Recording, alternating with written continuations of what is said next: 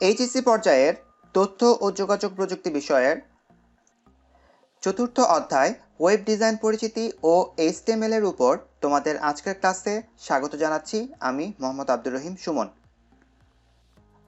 আজকের আলোচ্য বিষয় ফরম্যাটিং ট্যাগ এবং এই ট্যাগগুলোর মধ্যে বি, আই, ইউ, সাব এবং এমফাসাইজ ও স্ট্রং ট্যাগ ব্যবহার করে কিভাবে টেক্সট ফরম্যাটিং করতে পারি তার বাস্তব কিছু উদাহরণ এবং এগুলো থেকে কিভাবে এইচএসসি কিংবা অ্যাডমিশন পরীক্ষার জন্য এমসিকিউ আসতে পারে তার কিছু স্যাম্পল বা নমুনা আমরা দেখব। এই পর্বে আমরা যা শিখতে যাচ্ছি: টেক্সট ফরম্যাটিং কি, টেক্সট ফরম্যাটিংয়ের জন্য বেশি ব্যবহার করা হয় এমন ট্যাগসমূহ ও তাদের কাজ, ফরম্যাটিং ট্যাগ ব্যবহার করে ওয়েব ডকুমেন্ট প্রস্তুত করা। টেক্সট ফরম্যাটিং কি? টেক্সট নির্দিষ্ট প্রক্রিয়ায় উপস্থাপন করার জন্য ওয়েব ডকুমেন্টে ট্যাগের সাহায্যে যেভাবে এইচটিএমএল এলিমেন্টগুলো লিখতে হয় তাকেই বলে টেক্সট ফরম্যাটিং। এই টেক্সট ফরম্যাটিংয়ের সাহায্যে আমরা একটি ওয়েব ডকুমেন্টের মধ্যে সুন্দরভাবে তথ্য উপস্থাপন করতে পারি। টেক্সট ফরম্যাটিংয়ের জন্য বেশি ব্যবহার করা হয় এমন সব ট্যাগসমূহ ও তাদের কাজের প্রথম অংশ দেখব। প্রথমে আমরা দেখব বোল্ড ট্যাগ বা বি ট্যাগ। এটি টেক্সটকে বোল্ড আকৃতিতে প্রদর্শনের জন্য ব্যবহার করা হয়, তবে ইম্পর্টেন্ট টেক্সট প্রদর্শনের জন্য এর পরিবর্তে স্ট্রং নামের আরও একটি ট্যাগ রয়েছে যা HTML5-এ ব্যবহার করা হয় অথবা CSS এর ফন্ট ওয়েট প্রপার্টিজ ব্যবহার করা হয়। এরপর আমরা দেখব আই ট্যাগ বা ইটালিক ট্যাগ। এটি সাধারণত ইটালিক ফরম্যাটে টেক্সটকে প্রদর্শনের জন্য ব্যবহার করা হয়। এর সাহায্যে টেকনিক্যাল টার্ম, ভিন্ন ভাষা হতে সংগৃহীত বচন, নাম ইত্যাদি প্রকাশের ক্ষেত্রে ব্যবহার করা যায়। এই ট্যাগ ব্যবহার করার ফলে অক্ষরগুলো মনে হয় ডান দিকে একটু হেলে আছে। এরপর আমরা পাবো ইউ ট্যাগ বা আন্ডারলাইন ট্যাগ। সাধারণ টেক্সটের তুলনায় ভিন্ন টেক্সটকে পৃথকভাবে দেখাতে এটি ব্যবহার করা হয়। এটি মূলত টেক্সটকে আন্ডারলাইন করে থাকে। এরপর আমরা দেখব সুপ ট্যাগ, যা ডকুমেন্টের সুপারস্ক্রিপ্ট টেক্সট তৈরির জন্য ব্যবহার করা হয়। যদি কখনো ম্যাথমেটিক্যাল টার্ম ব্যবহার করতে হয়, যেমন এক্স এর সূচক হিসেবে একটি সংখ্যা ব্যবহার করতে হবে, তখন আমাদের এই সুপ ট্যাগটাকে ব্যবহার করতে হবে। এর ফলাফল হবে অনেকটা এ টাইপের, x² + y²। এরপর এমফাসাইজড বা EM ট্যাগ। এটি এমফাসাইজড টেক্সট, অনেকটা ইটালিক টেক্সটের মতোই বা আই ট্যাগ ব্যবহার করলে আমরা যে ফলাফলটা পাবো সেরকমই হবে দেখতে, কিন্তু একটু পার্থক্য রয়েছে। ইটালিক বা আই ট্যাগের সাথে এর মূল পার্থক্য হচ্ছে যেখানে বাক্যের শব্দ বা শব্দগুচ্ছ একটু জোর দিয়ে উচ্চারণ করতে হবে পড়ার ক্ষেত্রে, বিশেষ করে সেখানে এই ট্যাগটি ব্যবহার করতে হয়। এর একটা উদাহরণ হতে পারে যখন কোনো ওয়েব ডকুমেন্টকে রোবোটিক ভয়েসে রিড করাতে যাচ্ছি বা এর ভয়েস মেশিন রিডেবল একটা সফটওয়্যার বা অ্যাপ্লিকেশনের সাহায্যে ভয়েস জেনারেট করতে যাচ্ছি, তখন এই ট্যাগটি যে এলিমেন্ট তৈরি করবে সেই এলিমেন্টে থাকা ইনফরমেশন যদি টেক্সট হয় তাহলে সেটা উচ্চারণের সময় অবশ্যই একটু ভিন্ন ভয়েসে উচ্চারণ করবে। স্ট্রং ট্যাগ, গুরুত্বপূর্ণ টেক্সট চিহ্নিত করে দিতে ওয়েব পেজে এই ট্যাগ ব্যবহার করা হয়। টেক্সটগুলো দেখতে ভিন্ন আকৃতি পায়, পাশাপাশি সার্চ ইঞ্জিনের কাছেও এই স্ট্রং ট্যাগে থাকা ইনফরমেশন বা শব্দগুচ্ছগুলোকে সে পৃথকভাবে গুরুত্ব দেয়। এবার আমরা দেখব ফরম্যাটিং ট্যাগ ব্যবহার করে ওয়েব ডকুমেন্ট প্রস্তুত করা। ধরা যাক আমাদের হাতে এরকম একটি আর্টিকেল দেওয়া আছে, ওয়েব পেজে রূপান্তর করতে হবে। তো পরীক্ষার প্রশ্নেও কখনো কখনো এ ধরনের একটা অংশ যুক্ত থাকতে পারে যেখানে এক বা একাধিক অনুচ্ছেদ থাকতে পারে। সেখানে বিভিন্ন শব্দ, বর্ণ কিভাবে উপস্থাপন করা হয়েছে তার উপর ভিত্তি করে আমাদের ট্যাগগুলোকে চিহ্নিত করতে হবে। তারপর সেই ট্যাগগুলো যথাযথ প্রয়োগ করে HTML কোডটুকু পরীক্ষার উত্তরপত্রে লিখতে হবে। যদি আমরা এই অংশটুকু বিশ্লেষণ করি তাহলে দেখতে পাবো শুরুতে বাকি যে অংশটুকু রয়েছে সেই অংশটার একটা শিরোনাম প্রয়োজন। এই অংশটুকু সেই শিরোনামটার প্রতিনিধিত্ব করছে। তাহলে এখানে আমরা যে অংশটা দেখতে পাচ্ছি এই অংশটা অবশ্যই হেডিং ট্যাগের মধ্যে রাখতে হবে। একটি মাত্র শিরোনাম থাকে তখন আমরা সেখানে H1 ট্যাগটি ব্যবহার করি। এরপর আমরা দেখতে পাচ্ছি এখানে স্বাভাবিক লেখা রয়েছে, অন্যান্য যে বাক্যগুলো রয়েছে সেই বাক্যগুলোর অক্ষরগুলো পর্যালোচনা করলে আমরা দেখতে পাবো এখানে স্বাভাবিক আকৃতির টেক্সটগুলো রয়েছে এরপর আমরা এইখানে এসে দেখতে পাচ্ছি সিঙ্গেল কোটেশনের মধ্যে একটি শব্দগুচ্ছ আরোহেনিয়াসের তত্ত্ব। এই আরোহেনিয়াসের তত্ত্ব, এই শব্দ দুটো যদি খেয়াল করি তাহলে অন্যান্য বাক্যে ব্যবহৃত অন্যান্য শব্দগুলোর তুলনায় এই শব্দ দুটো একটু মোটা আকৃতিতে বা বোল্ড হরফে লেখা হয়েছে এবং এর নিচে আমরা দেখতে পাচ্ছি একটি আন্ডারলাইন বা একটা দাগ রয়েছে। তাহলে আমরা এই মোটা হরফে, এটা যেহেতু একটি তত্ত্বের নাম বা একটি থিওরির নাম, সেই ক্ষেত্রে এটা অবশ্যই এই বাক্যের মধ্যে একটি গুরুত্বপূর্ণ অংশ এবং সেটি বিবেচনায় প্রতিক্রিয়াটি তৈরি করার জন্য ওয়েব পেজে বোল্ড বা বি ট্যাগ ব্যবহার করতে পারি। তবে যেহেতু শব্দ দুটোর আলাদা গুরুত্ব রয়েছে সেটি বিবেচনা করে আমরা এখানে স্ট্রং ট্যাগ ব্যবহার করব। আর নিচের এই আন্ডারলাইন দাগটি তৈরি করার জন্য আমরা ইউ ট্যাগ ব্যবহার করব। গুরুত্বপূর্ণ টেক্সট প্রদর্শনের জন্য স্ট্রং ট্যাগ ব্যবহার করা হয়, যার সার্চ ইঞ্জিনের কাছেও একটি নির্দিষ্ট গুরুত্ব রয়েছে এবং আন্ডারলাইনের মাধ্যমে সাধারণত বাক্যের অন্যান্য শব্দগুলোর থেকে ভিন্নভাবে উপস্থাপন করা হচ্ছে এরকম শব্দ বা শব্দগুচ্ছগুলোকে চিহ্নিত করার জন্য আন্ডারলাইন বা ইউ ট্যাগটি ব্যবহার করে থাকি। এরপর আবার এখানে স্বাভাবিক টেক্সট, এখানে এসে আবার দেখতে পাচ্ছি হাইড্রোনিয়াম আয়ন। এটি যেহেতু একটি আয়নের নাম প্রকাশ করছে সেক্ষেত্রে এখানেও আমরা স্ট্রং ট্যাগ ব্যবহার করব। তবে বোল্ড হরফে প্রকাশ করার জন্য আমরা এখানে বি ট্যাগও ব্যবহার করতে পারি। এরপর আমরা এখানে এসে এই অনুচ্ছেদটির শেষ দেখতে পাচ্ছি, তারপর আবার নতুন একটি অনুচ্ছেদ বা প্যারাগ্রাফ এখানে তৈরি হয়েছে। এই জন্য এই পুরো অংশটুকুকে আমরা একটি প্যারা এবং একটি পি ট্যাগের অন্তর্ভুক্ত করব এবং পরের অংশটুকুকে আরেকটি পি ট্যাগের অন্তর্ভুক্ত করব। এরপর পানির সংকেত দেখানো হয়েছে আলাদা একটা ডিস্টেন্স, প্যারাগ্রাফের মতো একটি ডিস্টেন্স রয়েছে এখানে, সেক্ষেত্রে এটি একটা পি ট্যাগের আন্ডারে রাখবো এবং তার পরবর্তীতে সালফিউরিক অ্যাসিড যে অংশটুকু রয়েছে এইটুকুকেও আমরা আলাদা একটি প্যারাগ্রাফ বা পি ট্যাগের অন্তর্ভুক্ত করব। এখানে আমরা যদি দ্বিতীয় প্যারাগ্রাফটির অংশটুকু লক্ষ্য করি তাহলে দেখতে পাবো স্বাভাবিক টেক্সট, আলাদা করে কোনো ট্যাগ ব্যবহার করতে হবে না, স্বাভাবিকভাবে আমরা লিখতে পারবো। এরপর এখানে এসে পানির সংকেত, এই অংশটুকু একটু দূরত্বে, দ্বিতীয় প্যারাটির থেকে আলাদা একটু দূরত্বে এটি লেখা হয়েছে, তাই এখানে আলাদা আর একটা পি ট্যাগের অন্তর্ভুক্ত এলাকায় এটিকে রাখবো। এখানে এসে আমরা দেখতে পাচ্ছি কি H2O, এই টুটা একটু নিচে রয়েছে। আমরা জানি কি সাবস্ক্রিপ্ট ব্যবহার করে বা সাব ট্যাগ ব্যবহার করে এই টুটাকে একটু নিচে নামিয়ে আনতে পারি। এরপর আমরা দেখতে পাচ্ছি আরও একটা প্যারার মধ্যে রাখতে পারি সালফিউরিক অ্যাসিড, স্বাভাবিক টেক্সট, কিন্তু এখানে নিচে দেখতে পাচ্ছি একটি আন্ডারলাইন রয়েছে, তার মানে এখানে আমাকে ইউ ট্যাগ ব্যবহার করতে হবে। এরপর আবার এখানে H স্বাভাবিক থাকবে, এরপর 2 স্বাভাবিক টেক্সটের তুলনায় নিচে নেমে এসেছে, সেই ক্ষেত্রে এখানেও আমরা সাবস্ক্রিপ্ট ট্যাগটা ব্যবহার করব বা সাব ট্যাগটা ব্যবহার করব। SO, এই দুটো অক্ষর স্বাভাবিক কন্ডিশনে রয়েছে, এরপর আবার 4টা স্বাভাবিক কন্ডিশন থেকে নিচে নেমে এসেছে, এখানেও আমরা একটি সাবস্ক্রিপ্ট ট্যাগ ব্যবহার করব। চলো এবার দেখে নেওয়া যাক আমরা এই অংশটুকুকে কিভাবে আমাদের ওয়েব পেজে রূপান্তর করতে পারি এবং উপস্থাপন করতে পারি। আমরা প্রথমে একটি নোটপ্যাড ডকুমেন্ট এখানে এভাবেও ওপেন করতে পারি। ফাঁকা জায়গাটাতে, এই ফোল্ডারটির ফাঁকা জায়গাটাতে রাইট বাটন ক্লিক করে নিউ থেকে যে লিস্ট আমরা পাবো সেখান থেকে টেক্সট ডকুমেন্ট, এটি আমাদের নোটপ্যাড, এখানে ক্লিক করছি, এটার নাম দিব আমরা, তারপর এক্সটেনশন চেঞ্জ করতে হবে। যদি এই এক্সটেনশনটি দেখা না যায় তাহলে স্বাভাবিক কন্ডিশনে আমরা যে নোটপ্যাড ডকুমেন্টটি ওপেন করব সেটিকে আমরা এর পূর্বে দেখেছি কিভাবে ফাইল, তারপর সেভ অ্যাজ থেকে এর এক্সটেনশন আমরা চেঞ্জ করতে পারি। সেভ অ্যাজ টাইপ, এখান থেকে আমরা অল ফাইলসে যাব, এরপর আমরা এক্সটেনশন সহ আমাদের কাঙ্ক্ষিত এক্সটেনশন বা ডট সহ ফাইলের নামটি আমরা দিব। আমরা এখানে লিখতে পারি index2 ডট, এটাই হচ্ছে আমাদের এক্সটেনশন, এই ডটটাই হচ্ছে আমাদের এক্সটেনশন। এরপর HTML বা শুধু HTML, এই 3টি ক্যারেক্টার দিয়েও আমাদের আমরা আমাদের ওয়েব ডকুমেন্টের এক্সটেনশনটিকে প্রকাশ করতে পারি। এই হচ্ছে আমাদের দ্বিতীয় ফাইল। দ্বিতীয় প্রক্রিয়াটিতে আমরা যেভাবে এক্সটেনশন সহ ফাইলটিকে রিনেম করলাম।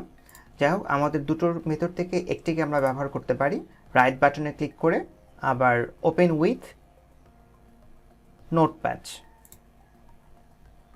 মনে রাখতে হবে এক্সটেনশন চেঞ্জ করার পর আমরা আমাদের ফাইলটিকে ওপেন করতে গেলে অবশ্যই ওপেন উইথ নোটপ্যাড এরকম একটি অংশে যেতে হবে, অথবা নোটপ্যাড ওপেন করার পর ফাইল ওপেন, এখান থেকেও আমরা আমাদের ফাইলটিকে ওপেন করতে পারি। তবে তার পূর্বে এই যে এখানে টেক্সট ডকুমেন্ট টাইপ রয়েছে, এই টাইপটিকে অল ফাইলস সিলেক্ট করে নিতে হবে।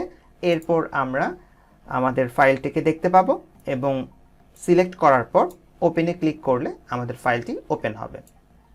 শুরুতেই স্বাভাবিক নিয়ম, ক্যাপিটাল লেটারে ডক টাইপ, স্মল লেটারে HTML স্ট্যান্ডার্ড লিখতে হবে। এরপর HTML ডকুমেন্টের শুরু, এরপর হেড সেকশনের ভেতরে সাধারণত টাইটেল থাকে। টাইটেলের মধ্যে আমরা যে কোনো কিছু লিখতে পারি। আমি এখানে হোম পেজ লিখছি, তবে অবশ্যই এই টাইটেল যেহেতু একটি নাম রিপ্রেজেন্ট করছে, সেই ক্ষেত্রে কী ধরনের ডকুমেন্ট, কী ধরনের তথ্য সেই পেজটিতে রয়েছে এবং পেজটির পজিশনটা কি, এগুলোর উপর ভিত্তি করে একটি যুক্তিসঙ্গত নাম সিলেক্ট করাটাই যুক্তিসঙ্গত। আমাদের টাইটেল ট্যাগটা ক্লোজ করতে হবে। এরপর আমরা /head ক্লোজ করতে পারি। চাইলে আমরা নিচেও লিখতে পারতাম, এটার জন্য কোনো সমস্যা হবে না। এরপর আমাদের মূল ওয়েব ডকুমেন্টের বডি এরিয়া শুরু, তারপর আমরা এখানে বডি এরিয়াটাকে ক্লোজ করতে পারি, HTML শেষ হবে। এখন আমাদের মূল তথ্যটুকু আমরা এই যে বডি এরিয়া রয়েছে এই এরিয়ার ভেতরে নিয়ে আসব। প্রথমেই আমাদের যে টেক্সটটা রয়েছে এই টেক্সটটাকে আমি কপি করে নিয়ে আসছি, যেরকম ছিল হুবহু সেরকম। প্রথমে আমরা শিরোনামটিকে কপি করে নিয়ে আসছি। এই অংশটা যেহেতু একটি শিরোনাম, সেই ক্ষেত্রে H1 ট্যাগের মধ্যে আমাদের রাখতে হবে। তোমরা খেয়াল করলে দেখতে পাবে এরপর নতুন এলাকা থেকে এই অংশটা শুরু হয়েছে। যেহেতু H1 ট্যাগ, এটি অটোমেটিক পরবর্তী কন্টেন্টগুলোকে নিচে পাঠিয়ে দিবে, নিচের লাইন থেকে শুরু করতে বলবে। সেই ক্ষেত্রে আমাদের আলাদা করে কোনো কমান্ড দিতে হবে না। File save. এখানে আমাদের একটি ওয়ার্নিং দেখাচ্ছে। এর রিজনটা হচ্ছে স্বাভাবিক কন্ডিশনের নোটপ্যাড কি করে, এটি ASCII কোড, এখানে আমরা দেখতে পাচ্ছি কি যে ইউনিকোড ক্যারেক্টার রয়েছে, তাই যে কন্টেন্ট রয়েছে সেটিকে চেঞ্জ করে ইউনিকোড ফরম্যাটে নিয়ে যাওয়ার কথা বলছে। ফাইল, আবার আমরা এটাকে চেঞ্জ করব সেভ অ্যাজ। এখানে যে আমাদের এনকোডিং মোডটা রয়েছে ANSI, এটিকে আমরা UTF-8 এই ভার্সনে নিয়ে যাচ্ছি। সেভ, রিপ্লেস করতে বলছে, যেহেতু একই ফোল্ডারের ভেতরে আমি ফাইলটিকে রাখছি। এনকোডিং মোড চেঞ্জ করার সাথে সাথে আমাদের সেভ অ্যাজ টাইপ, এটিকেও অল ফাইলসে নিয়ে আসলে আমাদের পূর্বের ফাইলটিকে দেখতে পাবো এবং এই ফাইলটিকে আমরা রিপ্লেস করব। একই নামে দুটো ফাইল রাখা যায় না, তাই আমরা আগের ফাইলটিকে রিপ্লেস করছি। সেই ক্ষেত্রে সেভ বাটনে ক্লিক করলেই আমাদের একটি ওয়ার্নিং দেখা যাবে যে index.html অলরেডি এক্সিস্ট। এই ফাইলটিকে আমরা রিপ্লেস করতে যাচ্ছি কিনা, মানে পূর্বের ফাইলটিকে রিমুভ করে ডিলিট করে দিয়ে নতুন করে আবার ফাইলটিকে তৈরি করতে যাচ্ছি কিনা। ইয়েস বাটনে ক্লিক করছি। এই যে প্রথম অংশটুকু লিখলাম, এটুকুর আউটপুট যদি দেখতে চাই তাহলে দেখতে পাবো। রাইট বাটনে ক্লিক করে ওপেন উইথ ইন্টারনেট এক্সপ্লোরার বা অন্য যে কোনো ব্রাউজার দিয়েও আমরা ওইটাকে ওপেন করতে পারবো। এই হচ্ছে আমাদের হেডিং, আর এখানে আমাদের টাইটেলটা রয়েছে হোম পেজ। পরবর্তী অংশে আমরা দেখতে পাচ্ছি আলাদা একটা প্যারাগ্রাফের মধ্যে এই কথাগুলো রয়েছে, এই বাক্যগুলো রয়েছে, সেটিকে আলাদা প্যারাগ্রাফের মধ্যে নিয়ে আসার জন্য আমরা পি ট্যাগ দিয়ে শুরু করছি এবং তারপর আমরা পেস্ট করছি। মনে রাখতে হবে নোটপ্যাড খুবই সিম্পল একটি এডিটর প্রোগ্রাম, এ কারণে এটি অনেক দূর পর্যন্ত ডান দিকে টেক্সটটাকে নিয়ে যাবে বা দেখাবে, আমরা আমাদের দৃষ্টিসীমায় বা আমাদের কাজের সুবিধার্থে বাক্যগুলোকে নিচের লাইনে নিয়ে আসছি। এই হচ্ছে একটি প্যারা। এই প্যারাটা এখানে শেষ করে দিতে পারি আমরা। File, save. এবার যদি আমরা এটিকে রান করি, রিফ্রেশ করি, তাহলে আমরা আমাদের প্যারাটিকে দেখতে পাচ্ছি। যে পরিবর্তনগুলো করার কথা রয়েছে সেগুলো আমরা না করা পর্যন্ত আমাদের আউটপুটটা হুবহু এরকম আসবে না। আরোহেনিয়াসের তথ্য এই অংশটুকুকে দুটো ট্যাগ দ্বারা রিপ্রেজেন্ট করতে হবে।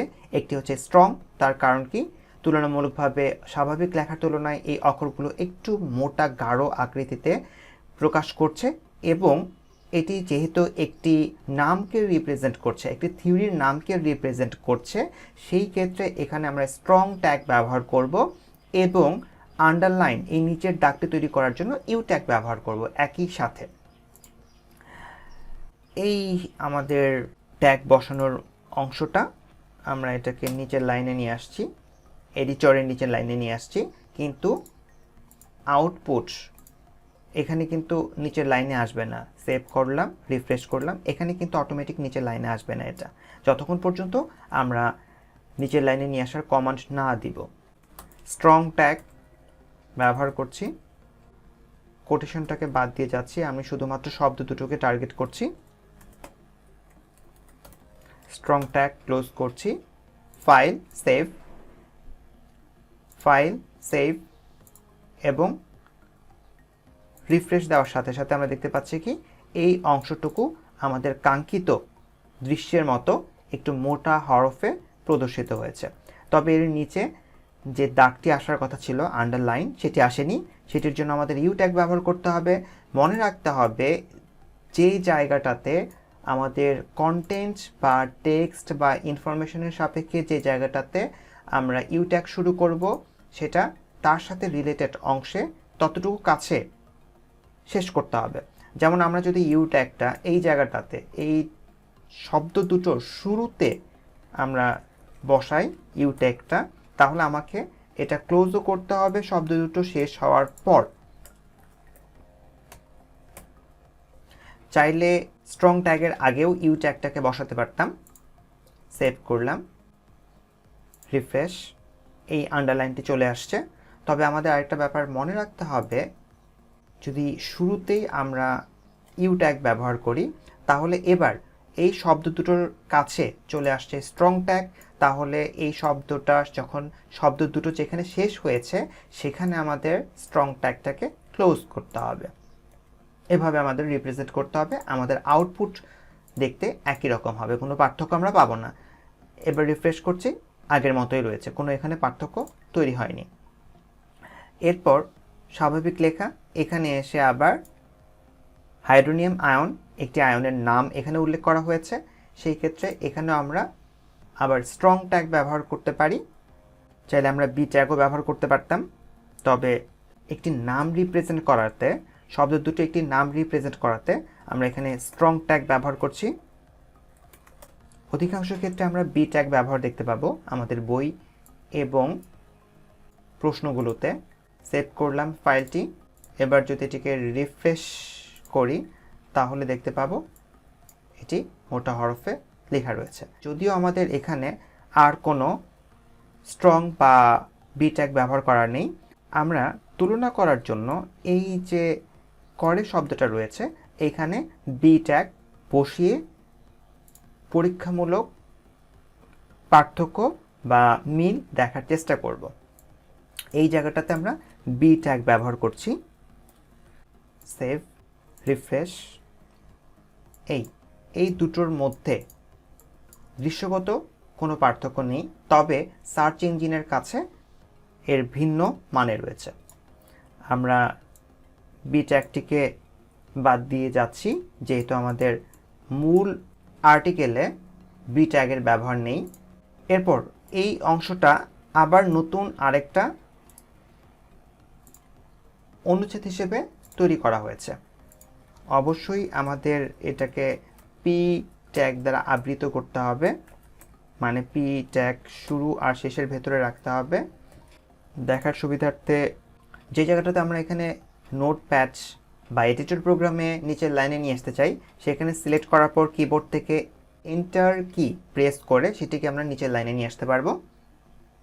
এবার যদি আমরা আমাদের প্রশ্নের সাথে মেলাই, তাহলে দেখতে পাবো আলাদা করে কোনো এই অংশটুকুতে ট্যাগ ব্যবহারের প্রয়োজন নেই। ফাইল, এটিকে সেভ করছি, রিফ্রেশ। এই দ্বিতীয় অনুচ্ছেদ বা প্যারাগ্রাফটি আমাদের ওয়েব ডকুমেন্টে যুক্ত করা হয়ে গেছে। এরপর আমরা এখানে এইটুকু অংশ আরেকটা প্যারাগ্রাফের মধ্যে রাখব। সেভ করে আবার এটাকে রিফ্রেশ করছি। এই অংশটা টার্গেট অংশের মধ্যে আমরা দেখতে পাচ্ছি এই যে 2 রয়েছে, H2O 2 একটু নিচের দিকে নেমে আছে। তো এই কাজটা সম্পন্ন করার জন্য আমাদের সোর্স কোডের শুধু 2 এর শুরু এবং শেষ এই অংশটুকুর মধ্যে সাবস্ক্রিপ্ট ট্যাগটি ব্যবহার করতে হবে।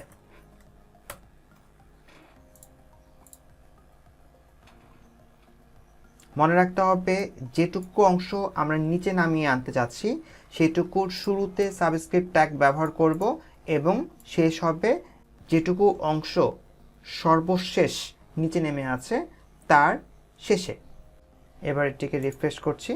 এই দেখতে পাচ্ছি আমাদের স্বাভাবিক টেক্সটের তুলনায় H বা O এর তুলনায় 2 এটি নিচে নেমে এসেছে। এরপর আমরা এইটুকু অংশকে আরেকটা প্যারাগ্রাফের মধ্যে রাখছি। এক্ষেত্রেও 2 নিচে থাকার কথা, আমাদের সাবস্ক্রিপ্ট ব্যবহার করতে হবে। ক্লোজ 2 এর পর সাবস্ক্রিপ্টের ক্লোজ হবে।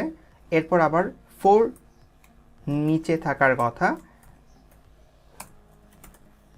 তাহলে 4 এর শুরুতে সাবস্ক্রিপ্ট শুরু এবং 4 এর শেষে সাবস্ক্রিপ্ট শেষ হবে। সেভ করলাম। আমরা যদি আমাদের আউটপুট রিফ্রেশ করি ব্রাউজারে, তাহলে দেখতে পাবো যে H2SO4 এই অংশটুকুর ভেতরে 2 নিচে নেমে এসেছে এবং 4টা নিচে নেমে এসেছে। এই হচ্ছে সাবস্ক্রিপ্ট ট্যাগের ব্যবহার। এবং এখানে আরেকটা অংশ আমরা দেখতে পাচ্ছি কি যে সালফিউরিক অ্যাসিড এই শব্দ দুটো একটি আন্ডারলাইন, নিচে একটি দাগ রয়েছে, আন্ডারলাইন রয়েছে। তাহলে আমাদের সোর্স কোডে এইটুকু অংশকে অবশ্যই ইউ ট্যাগ দিয়ে আবৃত করতে হবে। এখন একটা বিষয় খেয়াল রাখতে হবে, কোলন পর্যন্ত রয়েছে না কোলন পর্যন্ত নেই এটা দেখতে হবে। এখানে দেখতে পাচ্ছি যে অ্যাসিড শব্দটার পরই আন্ডারলাইনটি শেষ হয়ে গেছে, তাহলে আমাকে অ্যাসিড শব্দটার পরই ইউ ট্যাগ ক্লোজ করতে হবে। এই হচ্ছে আমাদের পূর্ণাঙ্গ ওয়েব পেজের কোড। এবার এটিকে রিফ্রেশ করছি। আমাদের ডকুমেন্টের সাথে যদি আমরা এটাকে ম্যাচ করি, তাহলে আমরা দেখতে পারবো যে জায়গায় যে ধরনের আউটপুট নিয়ে আসার প্রয়োজন ছিল এটিকে বড় এবং মোটা হরফে উপস্থাপন করা, তারপর নতুন একটি প্যারা শুরু করা। এখানে নতুন একটা প্যারা শুরু করা হয়েছে। এখানে যদিও অম্লত্ব এবং ক্ষারত্ব এর মাঝে অম্ল ও ক্ষারের এই লেখাটি যেখানে শুরু হয়েছে পার্থক্য দেখা যাচ্ছে না এখানে, কিন্তু হেডিং ট্যাগ শুরু করলে অবশ্যই এটি একটা প্যারার মতো একটি লাইন তৈরি করবে, একটি দূরত্ব তৈরি করবে। H2O sulphuric acid underline H2SO4 sulphuric অ্যাসিডের রাসায়নিক সংকেত সঠিকভাবে উপস্থাপন করা হয়েছে। এবার আমরা দেখব এই অংশগুলো থেকে কিভাবে প্রশ্ন আসতে পারে। আমরা প্রথমে আমাদের সোর্স কোডে ফেরত যাচ্ছি। আমরা যে ট্যাগগুলো ব্যবহার করেছি সেটি হচ্ছে ইউ ট্যাগ। ইউ ট্যাগ নিয়ে আমাদের কি ধরনের প্রশ্ন আসতে পারে। এখানে আমরা একটি প্রশ্ন দেখতে পাচ্ছি, নিচের কোনটি ট্যাগ? অপশনের অ্যান্সারটি হচ্ছে উপরের সবগুলোই HTML ট্যাগ। এখানে আমরা ইউ ট্যাগের উপস্থাপনা দেখতে পাচ্ছি বা আন্ডারলাইন ট্যাগের ব্যবহার দেখতে পাচ্ছি। পরবর্তী প্রশ্ন ইউ ট্যাগকে ঘিরে কি আছে, নিচের কোনটি পেয়ার ট্যাগ নয়। এখানে মনে রাখতে হবে যে ট্যাগগুলো শুরু এবং শেষ রয়েছে সেই ট্যাগগুলোকে পেয়ার ট্যাগ বলছে। এখানে অবশ্যই ইউ ট্যাগ একটি পেয়ার ট্যাগ, কারণ আমরা আমাদের সোর্স কোডে দেখতে পাচ্ছি যে ইউ ট্যাগের শেষ রয়েছে এবং ইউ ট্যাগের শুরু রয়েছে। বেসিক ট্যাগ কোনটি? এক্ষেত্রেও ইউ ট্যাগ রিপ্রেজেন্ট রয়েছে, ইউ ট্যাগ বেসিক ট্যাগের অন্তর্ভুক্ত না। এরপর আমরা সাবস্ক্রিপ্ট ট্যাগের ব্যবহার করে প্রশ্ন দেখব। এখানে একটি প্রশ্ন দেখতে পাচ্ছি যে H2O পানির রাসায়নিক সংকেত এর আউটপুট কি হবে, সাবস্ক্রিপ্ট এই 2 এর উপর ব্যবহারের ফলে এর আউটপুট কেমন হবে সেটি এখানে বোঝাতে যাচ্ছে।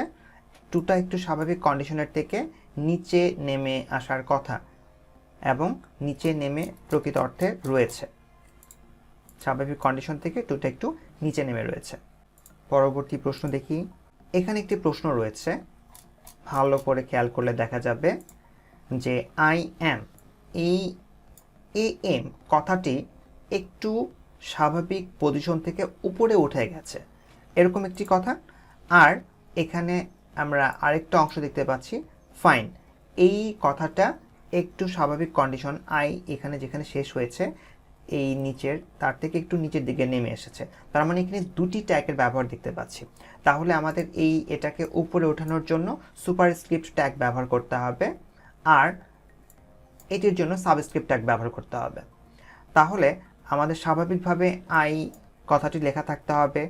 আমাদের অ্যান্সার দেখতে পাচ্ছি আই স্বাভাবিক কন্ডিশনে রয়েছে, এরপর সুপারস্ক্রিপ্ট ট্যাগের প্রতিনিধিত্ব করে কি SUP। তাহলে আমরা এই অ্যাম শব্দের পূর্বে সুপারস্ক্রিপ্ট ট্যাগ শুরু করছি এবং অ্যাম শব্দের পর সুপারস্ক্রিপ্ট ট্যাগটি ক্লোজ করছি। এরপর ফাইন শব্দটি যেহেতু একটি নিচে নেমে গেছে স্বাভাবিক লাইন থেকে, সেই ক্ষেত্রে এটিকে সাবস্ক্রিপ্ট ট্যাগে রাখার জন্য ফাইন কথাটির শুরুতে আমরা সাবস্ক্রিপ্ট ট্যাগ ব্যবহার করছি এবং ফাইন কথাটির শেষে সাবস্ক্রিপ্ট ট্যাগটি ক্লোজ করছি। এই হচ্ছে আমাদের অ্যান্সার। আমরা এই প্রশ্নটি যদি দেখি সুপারস্ক্রিপ্ট ট্যাগ ব্যবহার করে, যে এটা স্বাভাবিক কন্ডিশনে রয়েছে, তার মধ্যে একটু উপরে ওঠানো হয়েছে আরেকটি একে, তার উপরে ওঠানো হয়েছে আরেকটি একে। তাহলে আমাদের এখানে সুপারস্ক্রিপ্ট ট্যাগের ভেতরে আরেকটা সুপারস্ক্রিপ্ট ট্যাগ ব্যবহার করতে হবে। আমাদের এই স্বাভাবিক কন্ডিশনে রয়েছে, এই একে আমরা টাচ করব না কোনো ট্যাগের মাধ্যমে। এরপর আমাদের প্রথম যে ট্যাগটি রয়েছে এই ট্যাগের জন্য আমরা এই সুপারস্ক্রিপ্টে শুরু করলাম এখানে। এরপর আগেই আমরা সুপারস্ক্রিপ্ট ক্লোজ করতে পারবো না, কারণ কি আরেকটি একে আরও উপরে ওঠানো হয়েছে। সেক্ষেত্রে আবার আমাদের সুপারস্ক্রিপ্ট শুরু করতে হবে আরেকটা এই সর্বশেষ এর জন্য। এরপর আমরা সুপারস্ক্রিপ্ট ট্যাগটি ক্লোজ করতে পারবো। এই এর সুপারস্ক্রিপ্ট ট্যাগ এখানে ক্লোজ হয়েছে এবং এই দ্বিতীয় এর সুপারস্ক্রিপ্ট ট্যাগটা শেষ হয়েছে এখানে। অর্থাৎ এর জন্য সুপারস্ক্রিপ্ট ট্যাগ শুরু হয়েছে এখানে আর শেষ হয়েছে এখানে। এভাবে প্রশ্ন দেখে আমাদের চিন্তা ভাবনা করে উত্তরগুলো ঠিক করতে হবে। আজ এই পর্যন্তই। তোমাদের পরবর্তী ক্লাসের জন্য আমন্ত্রণ রইল।